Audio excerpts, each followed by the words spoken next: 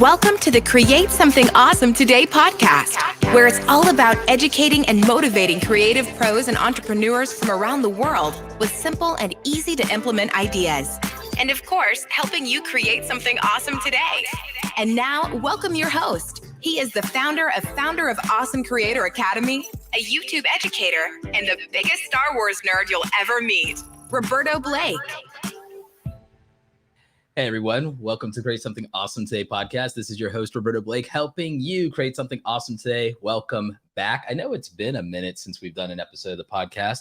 Life has been very interesting, and we're going to be talking about that today. I'm going to be sharing a lot about my creator journey, becoming a homeowner as a full-time YouTube content creator, and the future of the creator economy. And I actually have an amazing special guest to talk to you today about a lot of that. We're going to be covering a lot of things. Also, apparently, Mr. Beast invested $1 million in 4 different YouTube channels. We're going to talk about that one as well today on the show. Make sure you're giving this a like, a share in any platforms. If you're in the live viewing audience, make sure you're sharing out the stream. We'll get to some of your comments at the end. And if you are in the listening audience on the podcast, remember you can download this on Apple, Spotify, and Amazon, as well as anywhere else podcasts are available. Welcome back to the show.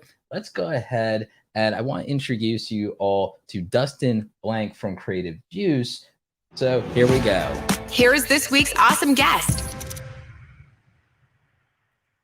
Dustin, Hey. how's it going this morning, man? Good. How are you, Roberto? I'm doing awesome. It is a wonderful overcast gray afternoon here in the Atlanta, Georgia area. Very nice. I am here from Venice, California. Yeah, so it really is morning for you. Sorry to get It you is. up and at 'em. I'm happy to be here. I'm very happy to be here. Yeah, so Dustin, you and I have known each other for a little while here. You work with Creative Juice, which I am a proud partner of, as well as an investor in, alongside other creators like Shelby Church, Mr. Beast, Justin Kahn, formerly of Twitch. Can you tell us a little about Creative Juice and also what you do over there for the viewers and listeners who are not familiar? Sure. So we've known each other for a bit, and I'm very happy that we partnered together and you're an investor because you represent to so many people exactly the type of creator that we're trying to reach. So we are a business banking platform for creators, and we help them grow. And so we do that through creator tools like metrics and dashboards for growth. We do that through business banking accounts where creators can organize their finances, separate business from personal expenses, get rewards when they spend with their Juice Money debit card. And then at the same time, one of the things that we're super proud of and what was announced earlier today is our Juice Funds product, where we help creators grow through giving them funding and helping them expand their businesses, their creator businesses. So on YouTube, whether they're trying to hire more people, get editors, whether they're trying to get a merch line or figure that out. So today we actually announced our first 4 creators that we gave funding to.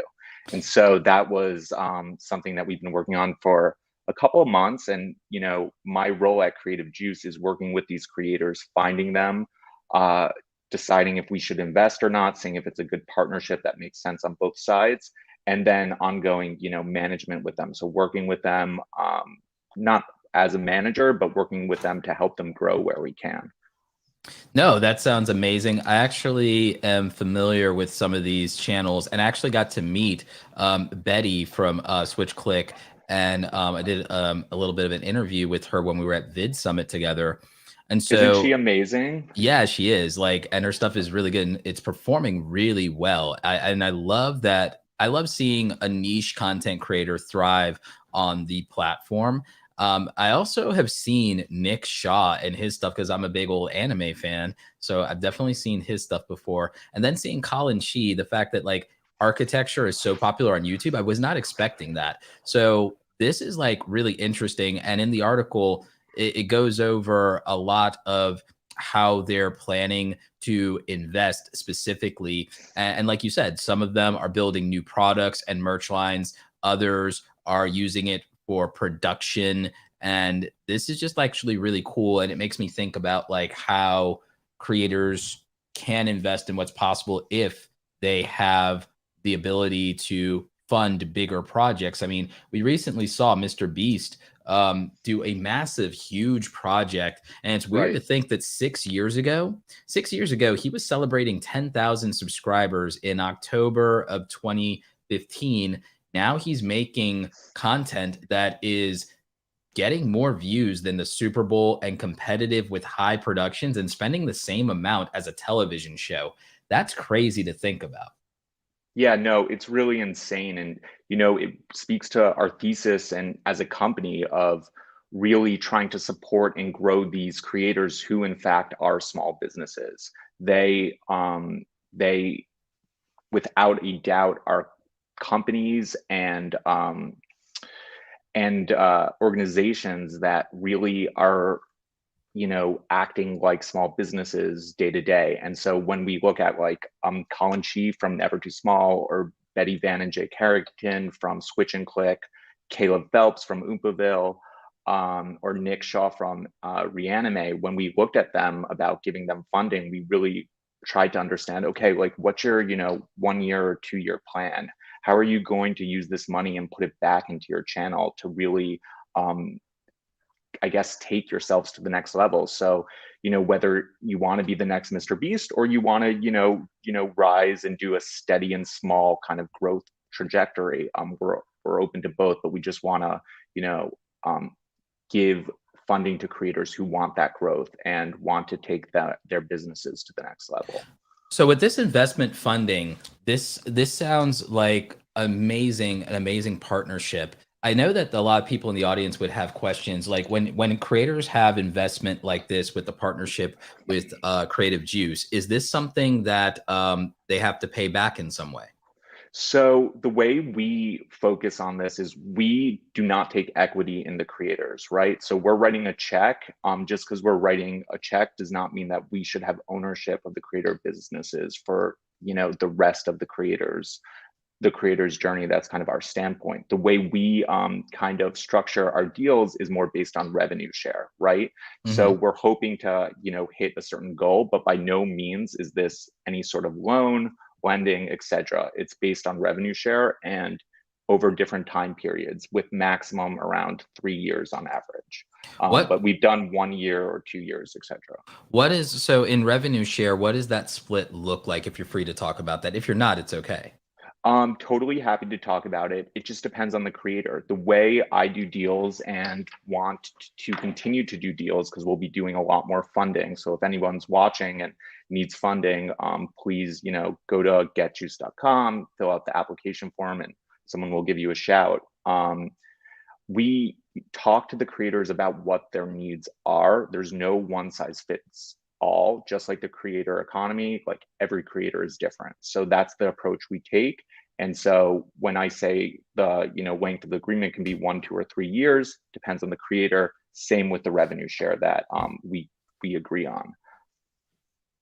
That makes total sense to me. And so that, looking at the type of creators that have gotten investment, looking at that, I think it is a good investment, because I could see how these creators are investing in things that absolutely will produce more revenue, drive more audience, more investment. Sure. Directly making a merch line is basically making a clothing brand. It's very different than just, we're going to slap some things on t-shirts. You're hiring designers, like actual designers. You're looking at the sourcing of your materials and your fabrics. You're really invested in the culture around your community, and will they be proud to wear this and represent it the same way that they would wear a Nike swoosh?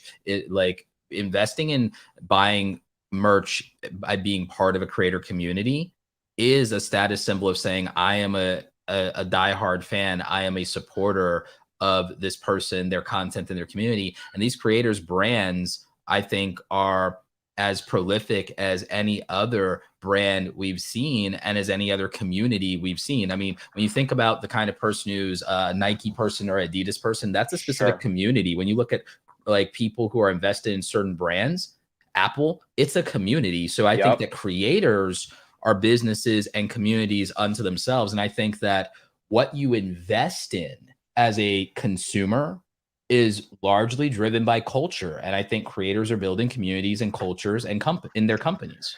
Yeah, and just 100%. And like one of the, I guess, things that we love the most about these juice funds investments is it's not just the money. Also, it's also the community around the juice funds that we build and the programming that we're continuing to build. So, you know, if you take an investment from us, like in the new year, we're going to be rolling out creator coaches that go along with that. We're going to be rolling out mental health coaches that can help the creators who we invest in. So it's I need really that. well, maybe you can also help out with the business coaching with them. I'm sure. I'm happy to. Yeah, no, I'm definitely happy to. You know, it's the thing I'm excited about talking about. Yeah. This podcast could easily end up becoming a 5-day-a-week podcast. I like talking about it so much. Yeah. So, you know, it is really about community, and we're trying, and our goal is to also create a community with the people we invest in, right? Because there's nothing better than, you know, talking to someone who's also kind of trying to grow and build their small business as a resource and going through the same thing. And, you know, so far we've made investments in great people and good people who are growing, and it's really exciting. But, you know, today, like, I was excited to chat with you because I'm someone who's super interested in creator journeys, creator stories. And when we first got connected, I was really blown away by your story and the different things that you kind of went up against. And, you know, I kind of just wanted to also use this time to like dig a little deeper into your path to where you are now and kind of some of the obstacles that came your way. Yeah, you know what? Actually, I have an interesting prop that goes with that story. Yeah.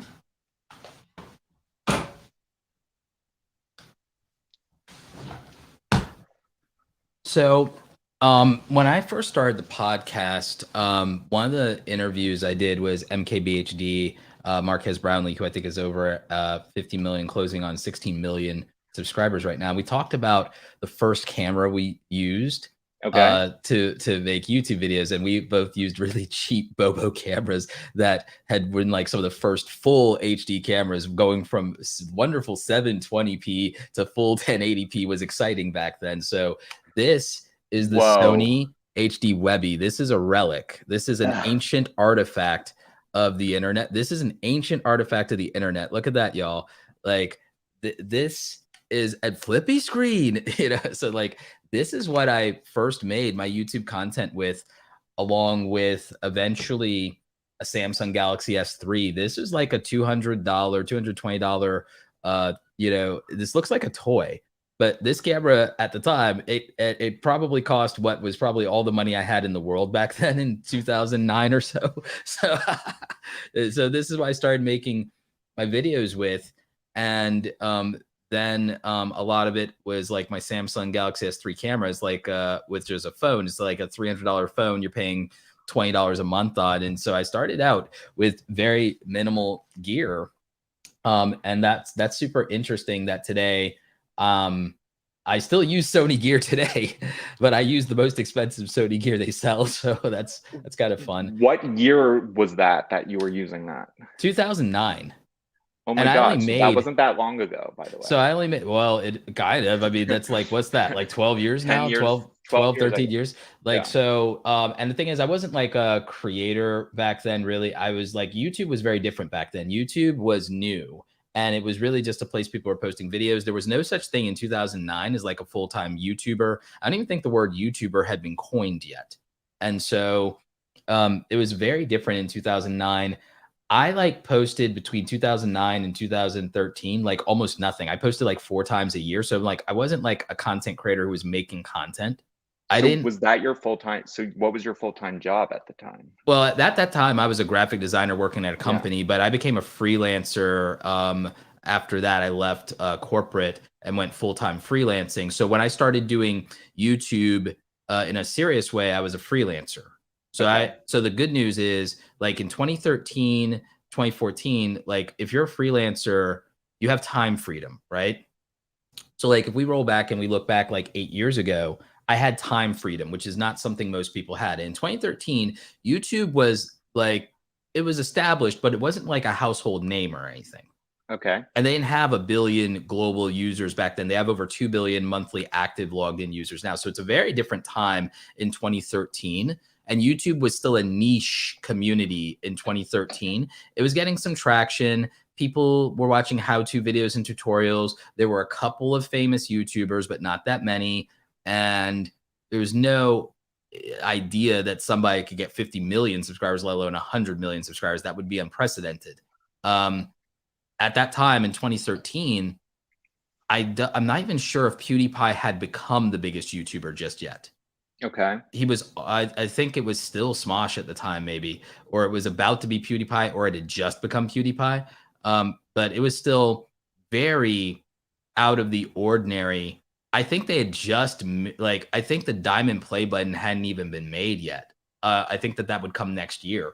So in 2013, I started making tutorial videos, and that's evergreen content.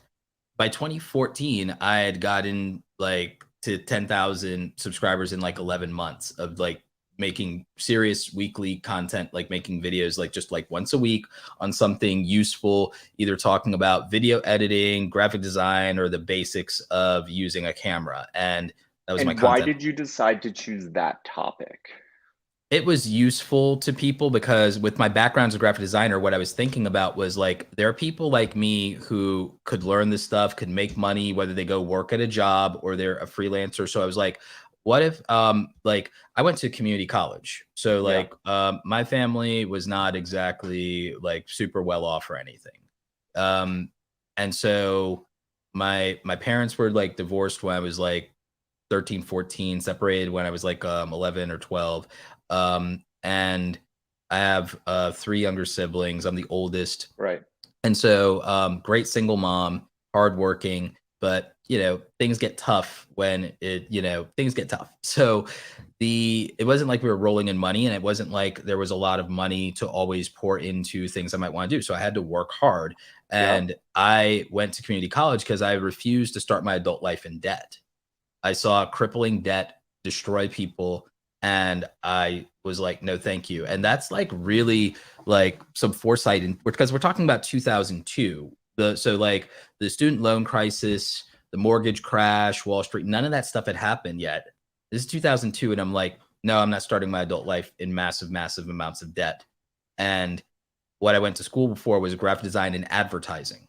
Mm-hmm. And so I was like, I can become back then, you have to remember in 2002, being a web designer was not considered a valid full-time profession of any kind in 2002. You had to explain to people what a web designer and a graphic designer is in 2002. There was no creator economy. There was no gig economy. There was not a lot of freelancing websites like Fiverr or any of that. It's the internet was still considered a fad. Social media wasn't real. And Facebook wasn't real until 2004. And it was still exclusive and elite, and you couldn't really get into it back then without an invite or something. So there was nothing I'm doing today existed. Yeah. So when you started to create those videos, it really came from your knowledge toolkit and I guess your passion at the time. It did, in the sense that, I had been editing videos before YouTube ever existed. I've been doing graphic design before most of the modern social media websites ever came into existence. Yeah. I was coding at 13 years old back in AOL. So oh God. So I remember those days. Wait, what was your screen name? Oh, I don't want to get into that. Okay. But because I was a dumb kid. But the fun thing for me was I just liked making things. I just like making things. So I would make these websites on Angel Fire, GeoCities, Lycos, Homestead, all the free web host. Back then, free web hosting was 20 megabytes. You get 20 megabytes to do whatever you want. So be very you had to be very judicious with how you were using your JPEGs back then. Okay. So I was doing that, and a lot of it was either free software or whatever I could afford at the time. And a teacher got me into things Photoshop. A friend's dad got me into Adobe Premiere. and they showed me some basics. And then I was like, and then after a while I was teaching them how to use it because I just got super, super into it. And this is before YouTube ever existed. And so I benefited from the fact that it's like a handful of people introduced me into things that I was really into and that I was able to get really, really good at. And those things that I was able to be very passionate about and become good at ended up giving me a career that let me move on from retail to a corporate job working for a company in my town, doing web design. And then later I was able to work for an ad agency in New York for over a year, and I got to do some great stuff. The agency worked with HBO, WeTV, Madison Square Garden, and I got to do stuff with like Big Ten Network, AMC, HBO boxing and sports. And I got to make this great portfolio as a designer on my own, just doing my own digital art. I got published in the magazines that I always read. My digital art got to be in like Photoshop Creative Magazine. I got to be in Advanced Photoshop Magazine. I got to have a couple of articles and interviews and stuff like that. I started interviewing great artists on my blog at the time. I was a blogger before I was a YouTuber. So I got to interview people like Finardi, Iqbal, and someone from the Middle East that like a lot of creators don't know, but he like tremendous graphic artist, especially with some of the things he did with 2.5D and stuff like that. Kurase Irawal, some of these other Rada Malinik, like a lot of people that only like Photoshop nerds would probably know about. But I knew a lot of them. And Kyle Lambert was the famous digital artist who, when the iPad first came out, finger painted that photorealistic painting of Morgan Freeman. I remember that. You remember that? Yeah, I got to interview him, and I got to become friends with Kyle Lambert from the UK. He ended up becoming a big deal. So like I got to interview and be part of this amazing community of digital artists and graphic designers and people like all over the world. I still have some of those relationships today. And it like my ability to be part of this world was because I got on the internet at 13 years old as a kid because my grandmother bought our family a computer. Big sacrifice. She was a CNA nurse, not a lot of money. So she put that on a credit card. And so like and then because of that, I got into the internet. I met all these people. I had these relationships, and my life changed because that would lead to me having a career and then being a freelancer later and then being a content creator. And that would totally change the trajectory and 10x my life, going from somebody making $25,000 a year to making $30,000 a month. So can you explain like that? So you were talking about like you posted your first videos, etc. So when did you like know that this could lead to what you are right now? When did like that click? I mean, I don't think it ever did. Because I kept doing the work. There was no, oh, this is going to make me rich. There was no, oh, this is like, it's what the potential of something could do. And sure, I like in my head said, the math is this or the math is that, but it's one of those, I was doing something I wanted to do and I was making it work. And then if I saw it had the potential to work better, I would make it work better. And then that was producing the result. So it wasn't, I don't think, and I know this is different for most people. Yeah. It wasn't this carrot of, oh, if I do this, this is how my life will be different and this will change, as much as it's like, I wanted to do something that I was really interested in and I wanted to make it work. And my goal initially was just to be able to do it full time. Just like with the freelancing thing, it's like, I didn't like my job because I liked the work I was doing. I didn't like the environment. I didn't like the way I was being treated. I didn't like some of the ways things were handled with the customers. I didn't like it. And it was a fire me or I quit situation. They chose the firing. So like this, like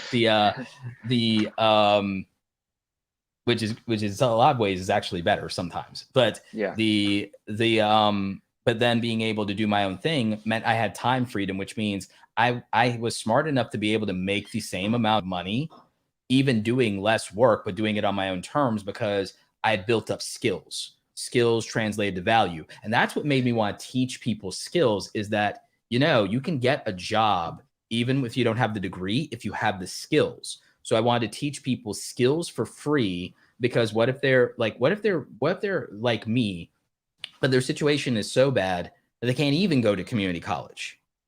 What if they had a skill though, and there is a market? And so I saw the future of freelancing, and freelancing had always been around. Freelancing actually comes kind of like from ancient times, honestly, because that was about mercenaries. It was like, freelancing came from hire lance being a mercenary soldier, no loyalty or fealty to anybody but the person paying them, which is the same thing as an independent contractor. Is instead of working for one employer and mostly them setting the terms, as a freelancer, you get to negotiate your contracts, and you get to also negotiate the length of your contracts, which means your loyalty, your bond is much more flexible. You have conditions, so your earning potential is much higher as a result. And the thing is, you actually have the ability to increase your value, control your value.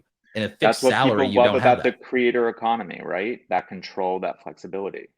Yeah. So exactly. So for me, it was that I knew that because I had also freelanced a little bit through college and so on and so forth. And there was a point where I left retail and became a full-time freelancer before getting a job doing my same skills. So skills were the foundation of, my life has always changed in proportion to the skills that I have and my abilities. If I want to change my life, I need new abilities, because new abilities let me get a new result. And it sounds like with YouTube, though, it was like the perfect platform for you to leverage all of your experience, right? All of your skills, and get into a real flow, right? And build your own community. So you must have seen right away that community that you were building that you probably didn't realize was out there. I saw it because, in my case, it was something familiar to me because I had spent time online since I was 13 years old, and I'm 37 now. So I've been on the internet for literally decades. And the reality for me was I was a part of communities. I was part of message boards. I had a community with my blog. I was part of the Adobe message board community, answering people's questions and having my questions answered in return, or just sharing our stuff. I was part of photo sharing communities and websites and communities that would write on the message boards of these magazines that we were submitting our art to. I was part of the Deviant art community, and I was posting artwork since almost the beginning. So I was a part of artistic and tech communities for years and years and years before social media existed. So I understood the value of community in a very real way. And it gave me community that I didn't have as someone growing up in a small military town, in terms of people who cared about the same things I cared about.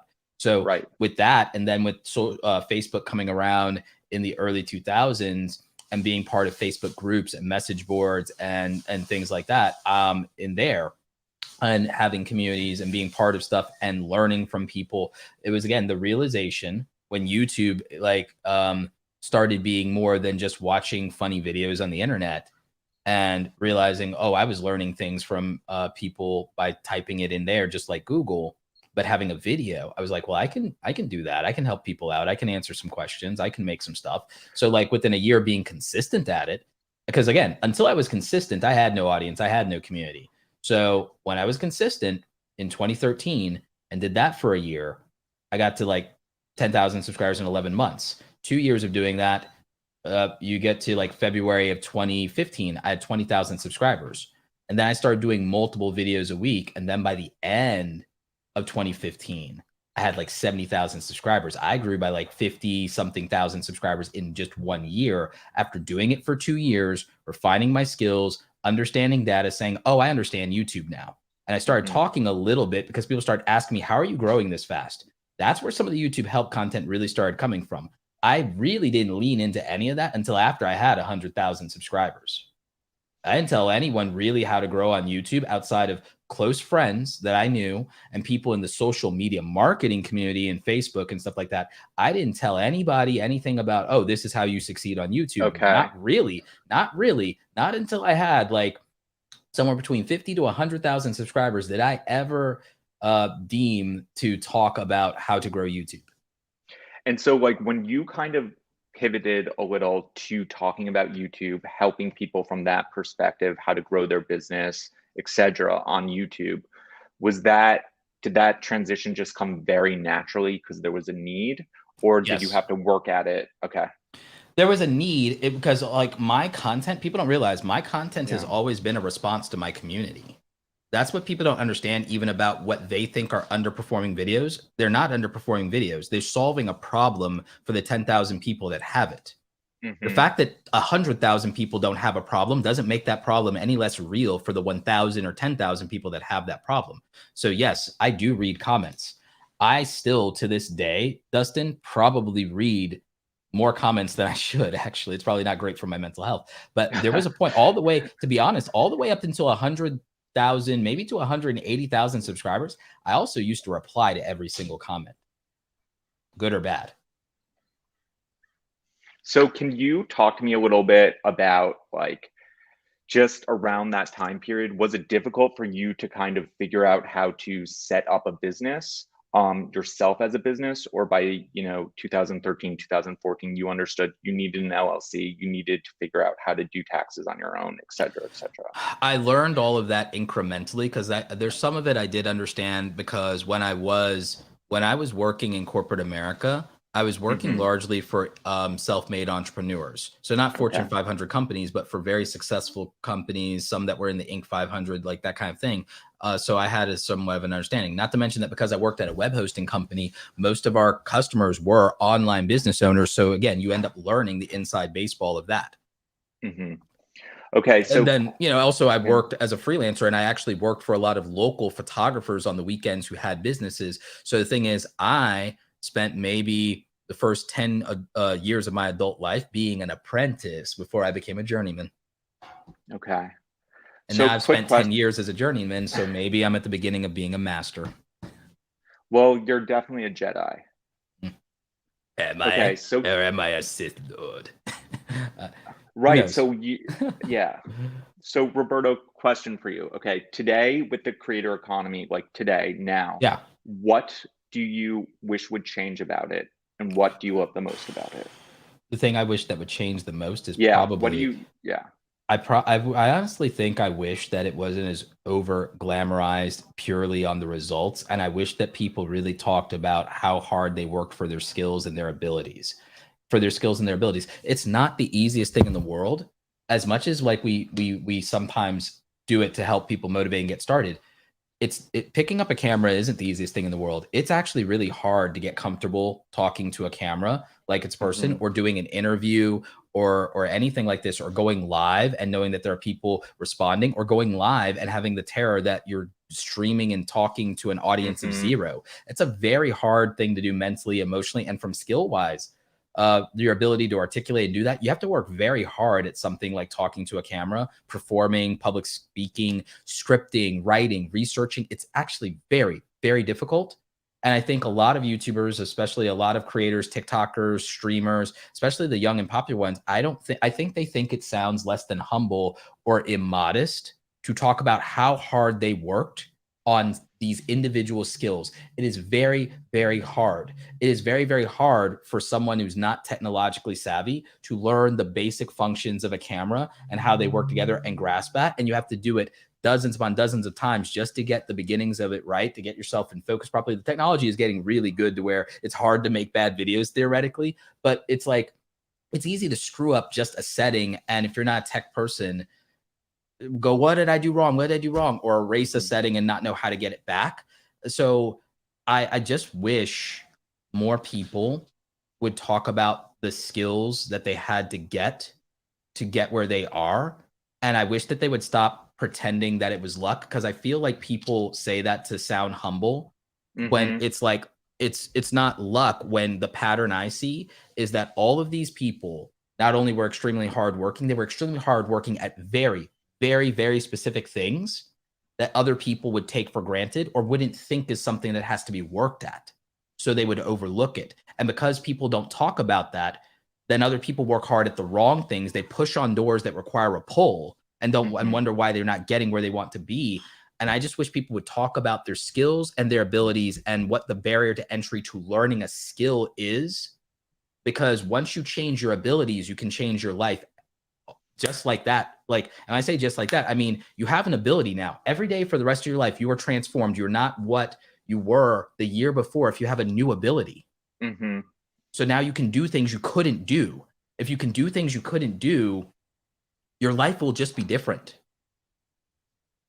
So For you better or feel like worse. there's For better or not worse. enough focus on the process, I Yes. guess. Yeah, Okay. exactly. There's all this focus on the end result, whether that's follower counts, view counts, subscriber counts, comments, likes. Those are results. What produced the results? The results were not some arbitrary random manifestation of chaos. There was an ordered functional process, especially results that were repeated. Okay. So what's your favorite part about the creator economy and what's going on right now? The unlimited potential. True. Unlimited power.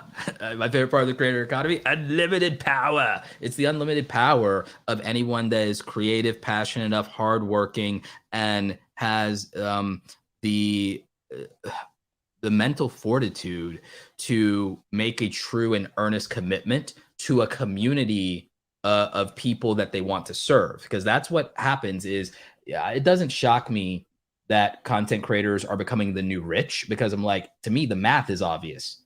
The math is obvious that if you have 1,000 true fans, 1,000 people that you are adamantly serving, especially 1,000 people that have been ignored by everybody else, that they will invest exclusively the majority of their disposable income in the community where they are served the most, and the community where they are the happiest, and the community where they are acknowledged the most, and the community where they are respected the most. So if you cater to 1,000 people and you're giving them what they want, they're happy to support you with their dollars, 10, 100, 1,000 at a time. And the thing is, 1,000 people that have your back, it's not that hard to create $100 in value for them within the course of a year-long relationship. So lifetime of relationship, lifetime value, but in business is called LTV. The creator economy is one of the best businesses for creating lifetime value with specific people, and being able to serve people who have been underserved. And so the thing is, if you do it long enough and you build and cultivate those relationships, $100,000 a year, I was somewhat shocked, but not shocked when that happened to me in 2016, when I got to that point. Having been someone that was like making $25,000, $30,000 a year, going to $100,000 a year. No, it wasn't overnight. It was 3 years. It was 3, 4, 5 years of consistency. And it was a point of the transition of going to almost daily content. I had to make 600 videos. I had to make 600 videos to do that. So I've made 1,500 videos since. There have been so many people served, and served in so many ways, that the number of ways you can deliver for people, the number of ways you can monetize, the number of opportunities are so boundless, and you can scale them.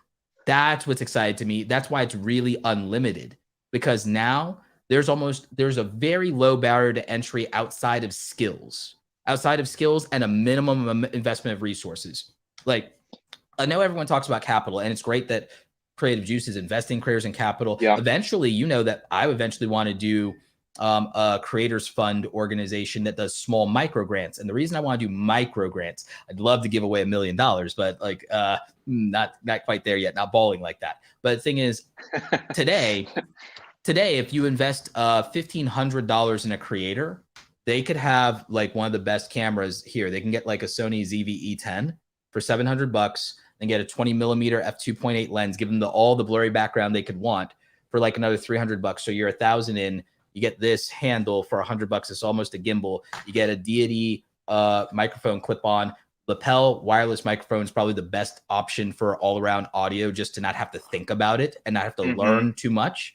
And all of a sudden, you have great audio, great camera. You can get like maybe $100, $200 in lights, and then you're done. $1,500.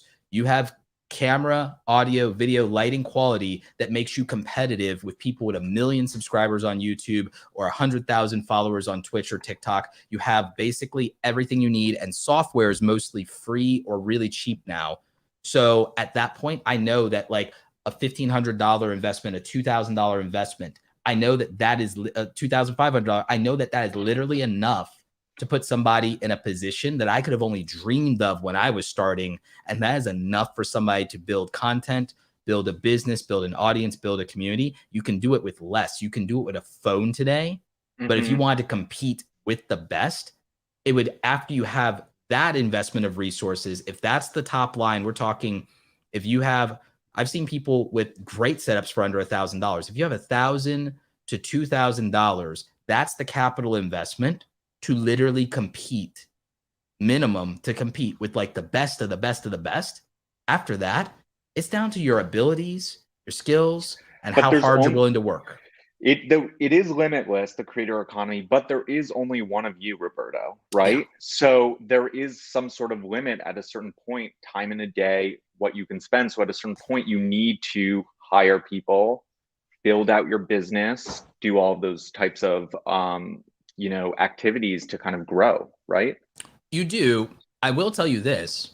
Yeah. I spent like more than 5 years solo doing it all myself. Would not recommend without a doctor's note. I got to, without a single full-time employee. Actually, I just still don't have any full-time employees. I only have part-time employees. And I have contractors. I got to 400,000, mostly solo, which I don't recommend someone try to do that. I've seen solo creators that get to 1 million, and you don't have to do that. And that's not the benchmark of, oh, then you're successful either. But you can get to earning $100,000 a year solo by yourself now because of the scale. It's not easy, but it is achievable based on your level of ability, the time, your energy, your circumstances. It is possible. And yeah, I still do all my video editing like an idiot. Like, yeah, you should outsource that as soon as possible. But sometimes that's a matter of, do you want to let go of creative control? There are things you should outsource. There are things you should hire for. But if you like doing something, and if your boundaries require you to be the person to do it, if that's what's best for your mental health, then you just have to figure out how to make that work, make timing work. There's things to that. But I do believe you should try to duplicate yourself as soon as possible so that you can scale. I would be much more successful, and I would be bigger if I had learned that lesson earlier in life. I think that it was that when I was younger, I tried to start businesses before with friends. Okay. And those things gave me a lot of boundary issues and trust issues. And I gained, a sense of cynicalness about relying on other people. And Fair. so, but the thing is, taking care of my mental health forced me to change and pivot that a few years ago. And now I have a wonderful small team, and I also hired family. So I have a small team of friends and family. I have some amazing contractors for specific work, like my audio producer, Frost FM. He makes my lo-fi tracks on my other channel. So he makes the copyright-free music that we give to creators. Zenbuster Music, if you guys are interested, copyright-free for creators. So it's stuff like that. I mean, if I was to, like, let's say, the interesting thing is with what you guys are doing with Creative Juice is it has made me think of, if I were going to scale, if I were going to do more, if I were going to hire people for talents, well, who would I hire?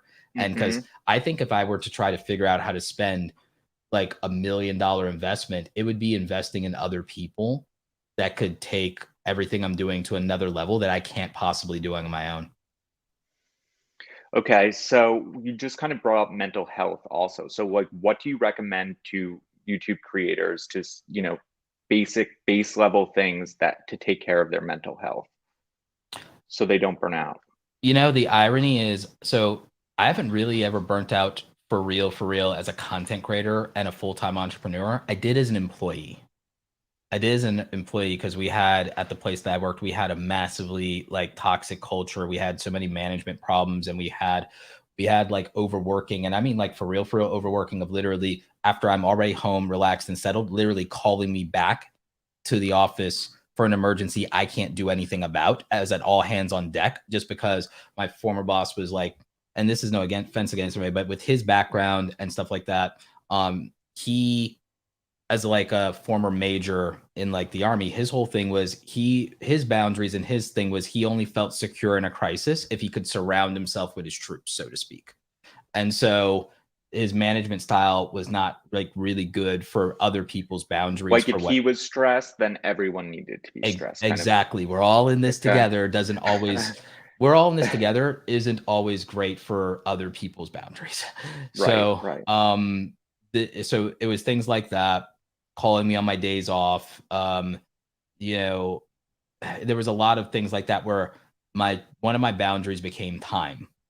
One of my boundaries became time. And so when I became a solo entrepreneur, one of the things that I prioritized for my mental health was boundaries on my time and the ability to infringe on my time, what respecting my time feels like, and only spending time with people that I feel have my best interest at heart, are respecting me, treating me the way I want to be treated. So it's like I became very, very strict about boundaries.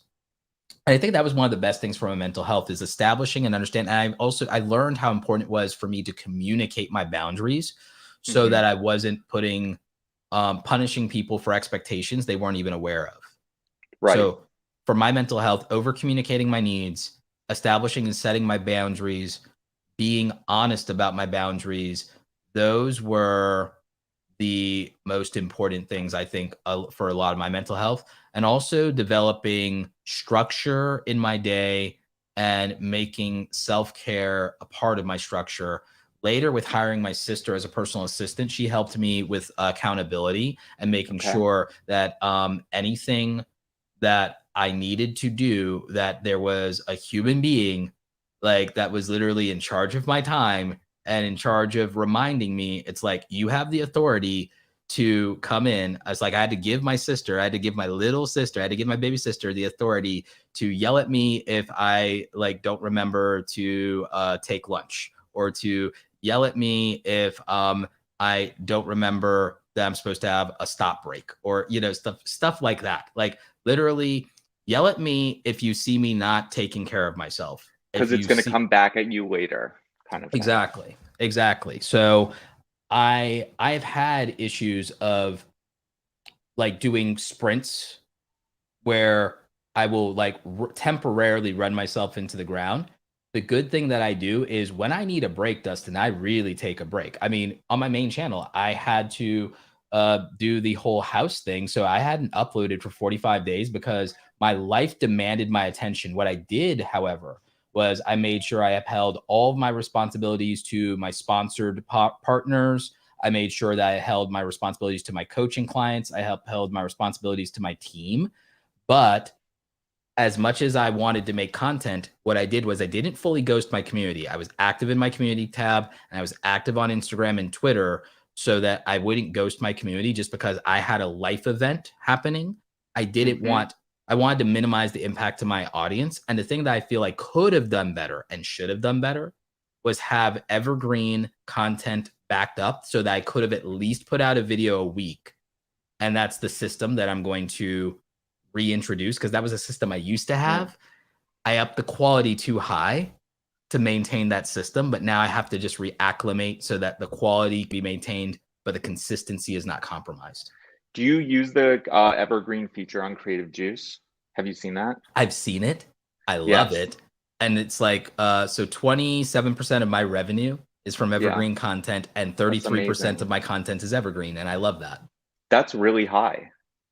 So tell me what's low, medium, and high look like normally? Well, I just, sometimes you see them around 5-10%, right? So to have, 27% or 30% of your revenue tied to evergreen, you're really setting up your business and future revenues up for like consistent, stable returns. So it's pretty awesome.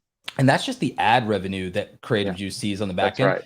From my business standpoint, something about my creator journey we can talk about, and then we can talk a little bit about my buying a home as a YouTuber and how fun that was. But like, so I roughly make a little over now as of 2021, at least for now. Maybe it changes in the future. It could go up, could go down. But right now I have enough brand relationships, affiliate passive income, and revenue from my own digital products.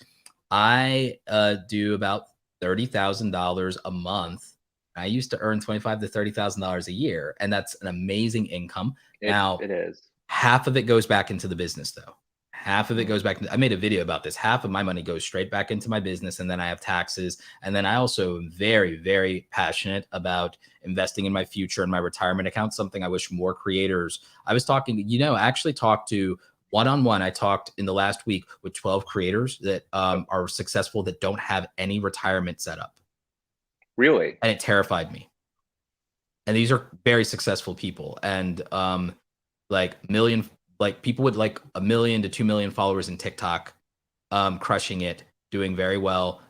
People with like 100,000 in Instagram, people with like 250,000 in YouTube, and do not have consistent money going into their retirement accounts. And it And that's terrifies me. like one of the things that I feel like is such a theme of things that I also hear from creators, like thinking of yourself as a small business, but also thinking of yourself as, someone who, this is a career. You need to do certain things and take yourself seriously, just as seriously as you take the work, right? Like get the retirement account, like really think about how you are doing your taxes, all of those kinds of things we keep hearing over and over.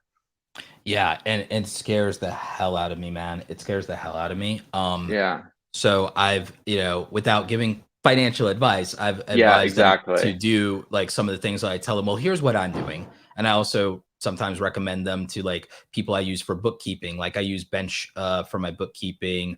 Okay. I use Timber Tax for my accountants, which was referred to me by Bench team. And so like I do things like that. I definitely recommend them, with Creative Juice. So okay, you need at least some level of a business bank account. Start Yeah. separating that stuff for the And corporate we're going to be veil. doing taxes soon. Oh, So thank that God. too. Yeah. It's So going that to will make be it super easier to refer easy and people to. automated. Yeah, Yeah. so that's gonna help tremendously. A lot of Yeah. them don't know about that. I've talked to them about like the fact that I structure recurring brand deal relationships, as you already know, Yeah. partnerships with brands. So I do either quarterly, half a year to a year, so like 3 months, 6 months, a year relationships and packages with brand relationships to know I have consistent income going in long term with brands. And so that's what's like set me up well for like this baseline of knowing that I can do 25, 30 $1,000 in a month, is because I know I have the long-term Hmm. contract relationships of this is going to be like 2,500 a month. I don't think about, this is going to be 6,000 a month. I don't think about, this is whatever the agreement is. And when you have enough of those, it really helps.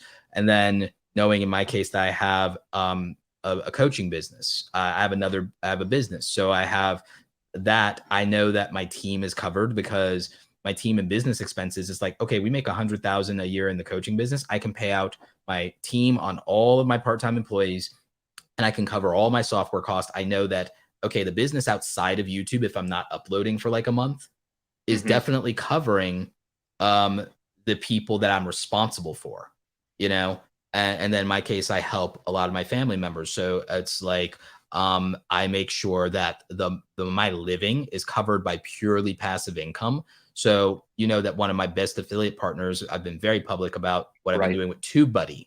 Yep. My money from TubeBuddy can cover all of my living expenses for the year with that monthly, truly passive recurring affiliate income. I know it's become super popular to say, there's no such thing as passive income. It's like affiliate marketing, software as a service, anything tied to software as a service, truly passive income, as long as customers are happy and as long as the thing exists.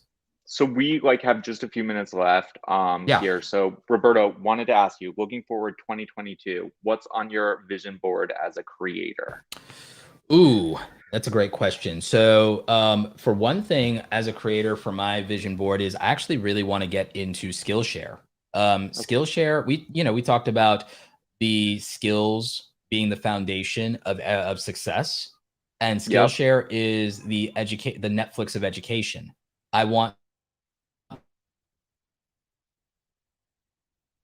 to the goals. I want people public speaking. I want to teach public speaking for introverts. Your communication skills and public speaking ability can be massively transformative for your life. I want to teach people something that I don't think I could sell as an individual course. I want to teach people about YouTube thumbnails. So I'll do that. I'll do a thumbnails masterclass on Skillshare. I can teach people some of the things. I don't want to sell an affiliate marketing course, but affiliate marketing has been really good to me. I can teach people the affiliate marketing side in Skillshare, and I think it'd be very popular. And the thing is, they don't have to worry about feeling like it's sketchy or a scam because I'm not selling a $2,000 course. It's that, well, do you have a Skillshare Right. account? Great, you have access to this education then. So I just want to put education, evergreen education, in a place where people are already committed to learning. So I just want to go there and be professional Roberto and do that. So that's like a big play for me in 2022. The other one is I'm writing my book. It's almost finished. I wrote 80% of a book in 60 days. In the last 60 days, I wrote 80% of my book. That's kind of crazy. So what's the book about? The book is literally about becoming a content creator, and it's about the value of creating awesome things and putting them out into the world, and the fact that you can make $55,000 a year doing something you actually like, and how real that is. Yeah, I cannot wait to read it. You have to send me a copy, okay? I'll give you access to my Google Doc for it, so you can see it right now, like see what I have. Like it's Okay. really strong. I'm really proud of what I've been doing with this. So so those things. So like it's new things. It's Skillshare. It's writing the book. Those are also going to be massive new revenue streams. I am going to do the brand deal secrets course next year, so that's going to be fun. I have 2 new starter kits coming out. We did the brand deal starter kit. So I have now the live streamers starter kit coming out and the podcaster starter kit coming out. This podcast is going to be strong in 2022. I'm going to try to not miss a week of podcasting ever again. So that's going to be something different. And also, I'm really excited about the stuff that we're doing together with Creative Juice. I have more ideas about that. I'm really excited about for 2022. Also, this house, I was able to buy a house as a full-time YouTuber, and 2022 is going to be me renovating and building my perfect dream studio and pumping into that to be able to build a room for podcasting, build a room for photography and video, and build a set design and be able to have people come over, and it's going to be dope. So 2022. I'm excited for all that stuff, Roberto. Yeah. What can we look forward to from Creative Juice in 2022? What can we look forward to? So more investing in creators. We're going to be funding more creators, and that's going to be really fun. I'm, building out a team there to help with that and find more creators that that are growing and that are just good people and will, be a great addition to what we've already created. So in addition to that, we're going to be building out that program that I was talking about. So offering new services around that, like coaching, mental health, etc. Then of course, like our business banking product is really strong and it's only going to get stronger, more rewards when you spend. In addition, like Juice Boost, right? You took out a boost. So those are like, you're getting paid out from YouTube on December 21st, but about it on December 1st. Get that. Oh, I got now. my Christmas money early. Yeah, exactly. So, really rolling that out, that product, taxes, I mentioned that. And, really, I think what more, talking more about this to the creator community and talking more about all the things that we have to run your business, to, from invoices, we didn't talk about that. You use the invoices, just more. Yeah, no, I love the invoices. Yeah. Yeah. Yeah. Free. If you guys use the link in the description for Creative Juice, you get a free tool in there for sending out your invoices. And the thing is, this is saving me money, real money. I want to talk about this real quick. Dustin, I know you have to run, but like, okay, on one of my deals, I spent in PayPal fees about 150,000, not 150,000, sorry, Freudian slip there. I spent $150,000 in just paying fees on one of my brand deals, $150 in fees before I even see the money. And then to transfer it to my business bank account, I had to pay another $15 in fees. So I had to pay over $150 in fees on my $5,000 brand deal, which sounds like a drop in the bucket, but that's $150 that I could have paid a freelancer for some artwork. That's $150 that I could have, that's real money. That's 3 months of Adobe software. That's real, like for someone on my team, that's like real money. So you might be like just losing money for no reason on that. And then you might be paying for an invoicing tool. You might be paying $20, $40 a month. That's going to be $200, $400 a year. You could be saving that money just by using a tool that Juice provides you that's free. So, I mean, this literally for creators, even smaller creators, could be hundreds of dollars a year in savings just by having a Juice account. Absolutely. So more good things to come, and we're going to do some more fun stuff. So I'm excited for 2022. Yeah, no, I'm extremely excited for like what comes next with this. And I'm really excited about, our partnership. I'm happy to be an investor. It's cool to see what Mr. Beast is doing. Maybe in 2023, I'll have a plan, and maybe it's like I'll be the next Creative Juice investment story. I think that let's plan on that. Let's put that on the vision board, okay? Yeah, let's think about that. Okay. But anyway, everybody, to Dustin and the team at Creative Juice, thank you for taking the time today. We're going to go ahead and wrap up the show. We're going to play the outro. But for the live audience, I'm going to do rapid fire for the comments in the live audience. So if you're listening to the audio podcast, you definitely want to subscribe to Create Something Awesome Today podcast on YouTube. Be part of the live experience whenever I go live. We don't have a daily hourly schedule yet and everything, so stay tuned. You just got to be subscribed with notifications on, and you got to follow me on Twitter to know when we're going to be doing the show. But I will answer your questions in the live chat and comments. Thank you again, Dustin. I'll talk to you later. Thanks for taking the time. Thank you. Talk soon. Bye, Roberto. Take care. This episode has ended, but your creative journey continues. Visit createsomethingawesometoday.com and access all links and resources mentioned in today's show, all designed to help you create something awesome today. All right. And so that was the podcast today. Now we're going to do a little bit of live Q&A for you guys. We're going to do maybe 5 minutes of that, and then I'm going to head to lunch. And I just want to acknowledge some great commenters, Elliot Family of 7, Mr. Camera Junkie, and Will M. Hall. There's a lot of great comments here live saying thank you, enjoyed the chat, thanks. So again, we have about a good 5 minutes here to do some rapid fire Q&A, and let's go ahead and do that. John Chapman asking everyone in the chat, what do y'all use for video editing? I use Adobe Premiere Pro for my main YouTube content. I'm going to be using Adobe Rush for my second channel, doing more Roberto Blake, doing vlogs and stuff like that. And I also use it for my Instagram Reels and TikTok. So I use Adobe products. So Premiere and Rush for me. Some of you are using iMovie and Final Cut Pro, DaVinci Resolve. Believe it or not, tutorials are going to come back to the main channel. I'm going to be doing video editing tutorials. Just like I told y'all, all about skills. Skills pay your bills. They really do. So that's what's up. Genesis 1, thank you for commenting. Appreciate you being part of the live chat. All facts. Thank you, Roberto. Thank you. Elijah says, freelancing has always been around. It's employee stuff that's relatively new. Facts, man. Facts. Absolutely. Yeah, the creator economy is just a fantastic opportunity for people. So really looking forward to seeing what happens in the near future. Desi Boulevard Short says, Roberto, with Mr. Beast's Squid Game video, the stakes have become really high for video production on YouTube.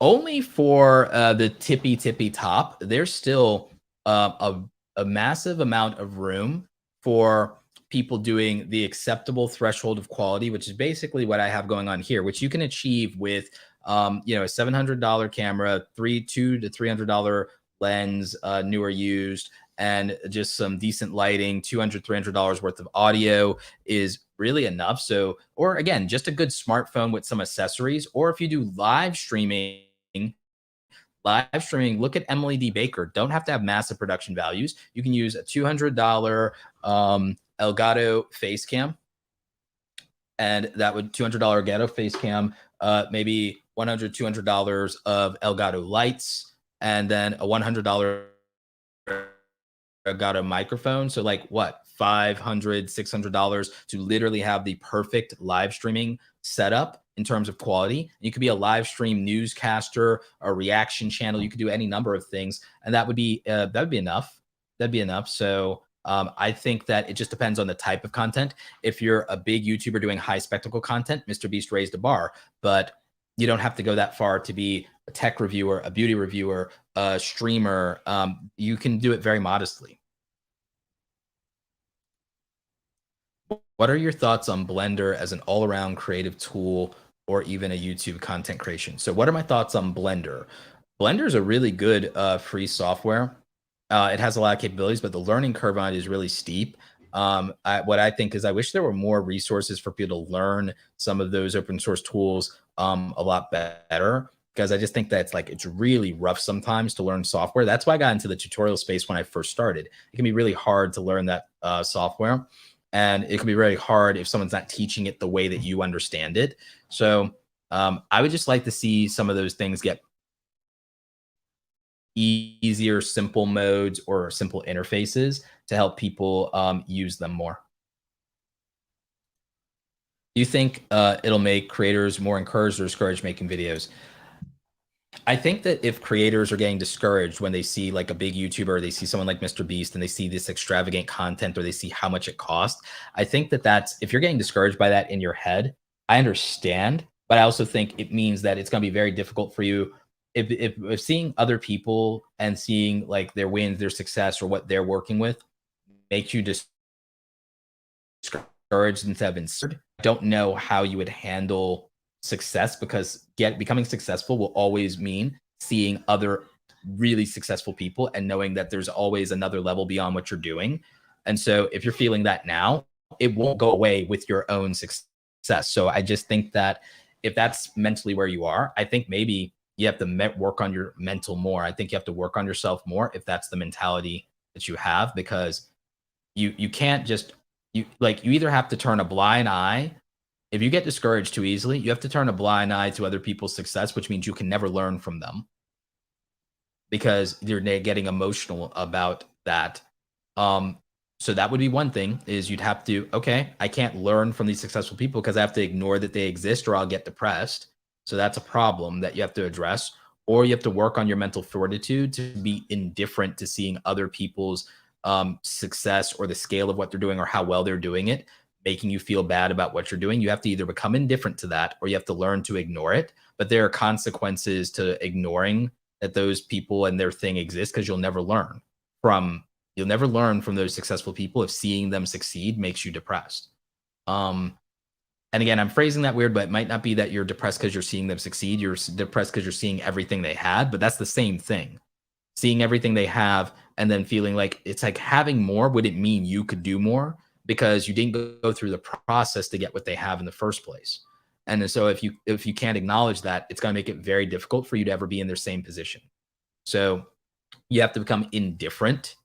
This is where stoicism can be super helpful. You have to learn to become indifferent to these things so that you can not have yourself be ruled or overwhelmed by their emotional impact. And so then you can take the lesson from them and not be depressed. Roberto, do you plan to go live more often? You've been really quiet. Thank you, My Vivid Life. I don't think I've ever been accused of being quiet too often, but I do plan to go live more often. I might even go live Monday through Friday if I can manage it, especially as we close out the year. I'd like to do the podcast a lot more often. I'd like to talk to more creators, entrepreneurs, and guests.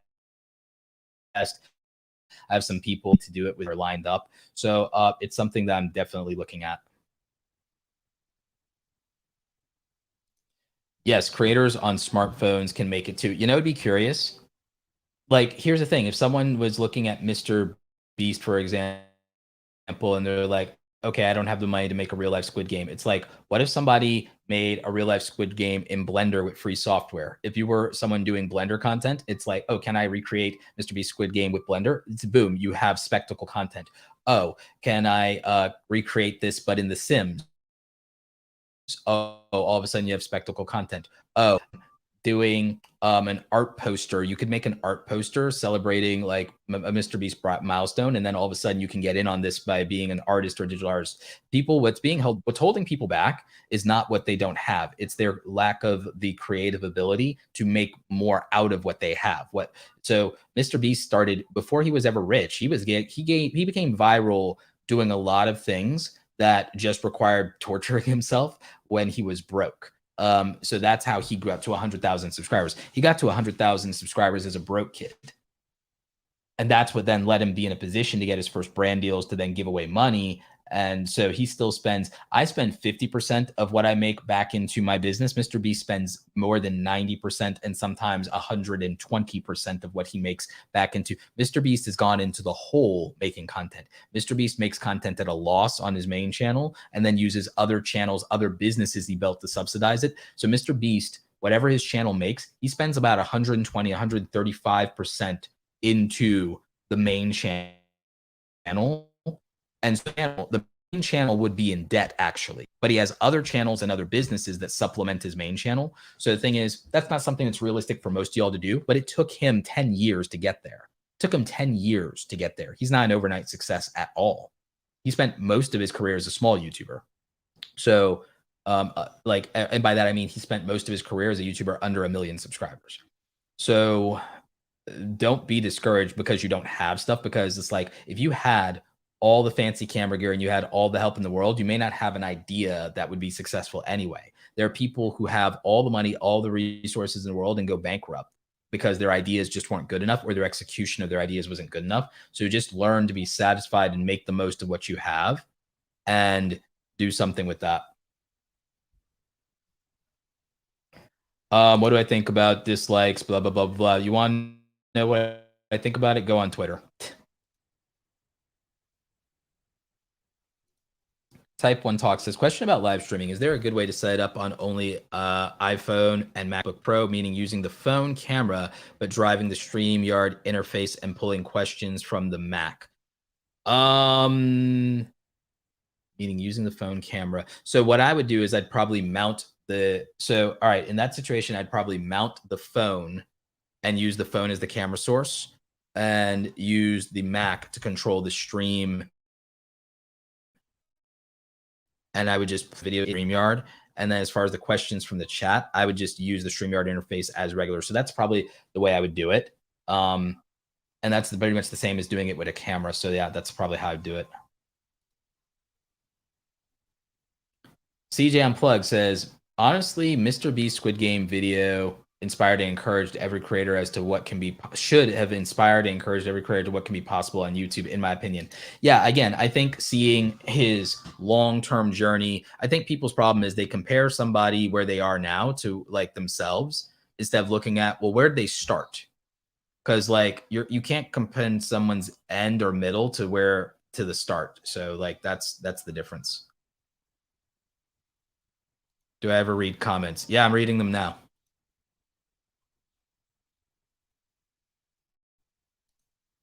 Genesis says, nothing comes easy. It might look easy, but it's not. Hard work pays off. Absolutely. I believe that.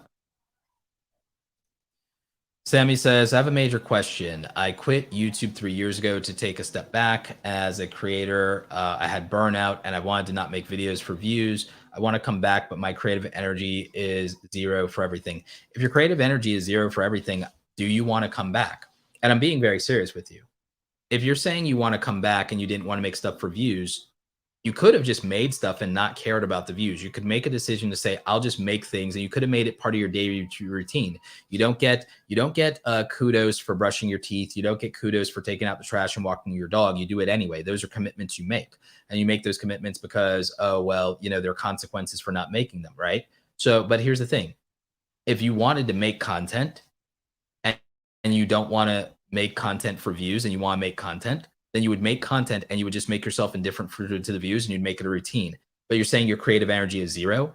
If your creative energy is zero, then why do you want to make content? And again, I'm not saying this to come harsh at you. I'm saying you need to ask yourself if you're being honest with yourself. You need to ask yourself if you're being honest with yourself. Because I think if you made content and you got views, that you would be motivated to make content and all of a sudden your creative energy wouldn't be zero. But I don't think you want to admit that, because I think you want to believe that making stuff for views is somehow wrong or bad, or that it's ego driven and everything like that. And I'm like, well, so what? Everyone has an ego. Everyone is motivated and driven by their ego. There's this whole dunking on people and saying they're egotistical, they're arrogant. Most people probably aren't arrogant. I don't think most people know what the word arrogant means. Arrogant would mean to have a delusional overestimation of your abilities. That's probably not true of most people, since I see a very heavy lack of even confidence in people day to day. So I don't think people are arrogant. You might argue some people are conceited. I think most people use the word arrogant in place of what they really mean, which is the word conceited. because we're lazy with language, and people mean conceited when they say arrogant. So people are just lazy with language. We don't use precise language anymore. It's probably destroying society, right? So what I would say is there's nothing wrong with having a very healthy amount of ego in proportion to your accomplishments and in proportion to your willingness to act. I think more people should probably develop a healthier ego instead of being so depressed, so downtrodden, and so down on themselves because they probably aren't working to their full potential. And so how is it that someone that has all this potential could be doing more, could be doing greater? It means that they probably have an inflated sense of their abilities. They're probably sandbagging, and they're probably capable of more. And people probably could and should be doing more. So I don't think there's as much of a raging ego problem as people like to pretend there is. I think people want everyone else to be humble because they're insecure. And if people lower or lessen themselves, and if people have their head down and they're not trying to act like they're special, it'll make people who are already insecure about themselves feel better. And I'm like, that's nonsense. So this is like my way of telling you, if you want to make content, you should just make content. If you are saying you want to make content and not worry about the views, make content and don't worry about the views then. Make content and don't worry about the views then. But I don't think you do want to make content and not worry about the views. I think you want to make content, see a bunch of views, and feel motivated to keep making content.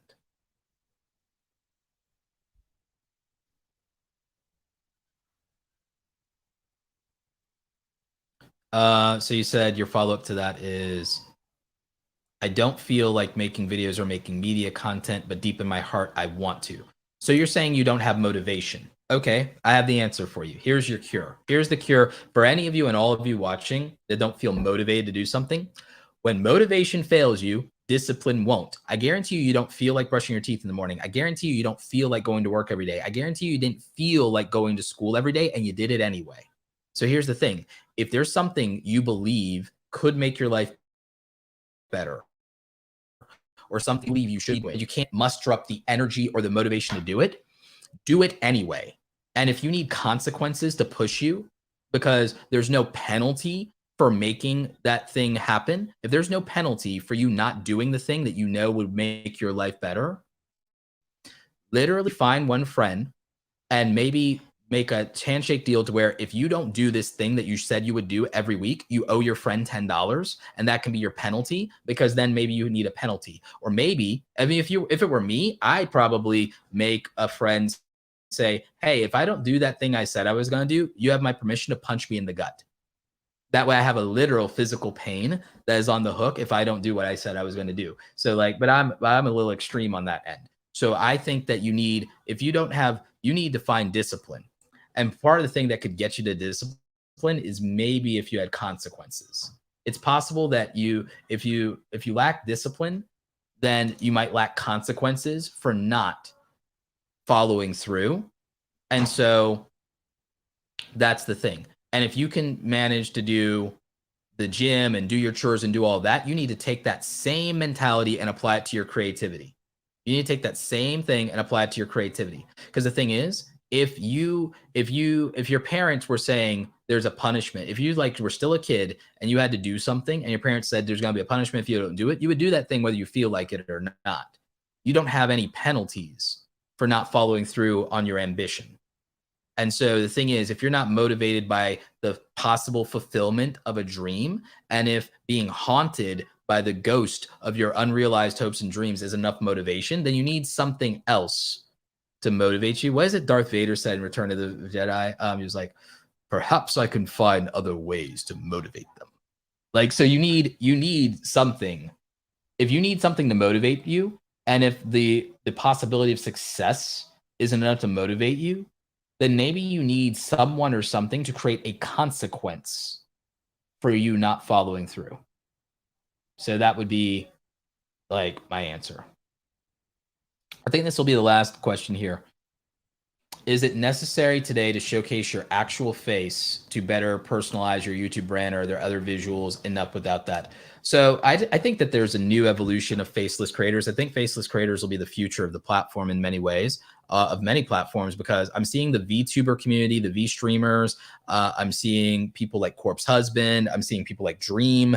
And the reality is, I don't think you need a face to build an audience. In fact, I think in many cases, it's been proven that you could scale an audience without showing your face. I think tutorial channels do that too. There are tutorial channels, DIY channels where people don't show their face, and they don't need that to grow and connect an audience. Flossie Carter, most of his content never shows his face. So I don't think you need that to connect to an audience. In some cases, I would argue it's more scalable to not do that.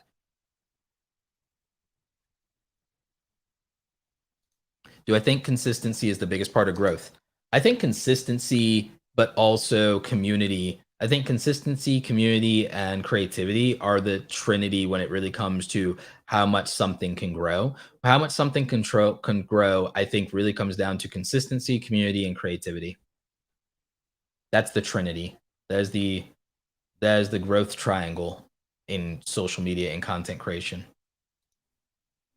Seeing Roberto make what he makes and to have built what he has built also inspires me greatly. The fact that I know someone and being able to see them do it makes it more possible in my eyes. Yeah, no, thank you for that. That means a lot to me.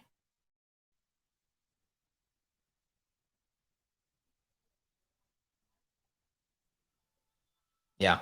When motivation fails you, discipline will not. When motivation fails you, discipline will not. And so that's your answer. So everybody, that is it for today's episode of the podcast. You know what? Be subscribed, be on notifications. Come back tomorrow. I'll do another podcast tomorrow. We're bringing the podcast back strong. I'm going to do a podcast tomorrow. Maybe I'll even do one Friday. So we're going to do a podcast episode tomorrow. Stay tuned. Hold me accountable to that. Nag me tomorrow morning in Twitter until the podcast is up. So there you go. Stay awesome, you guys. I'll catch you next time. The audio for this will be up hopefully next week in the places where podcasts are available, minus the Q&A session. So the Q&A session is only for the live folks. All right.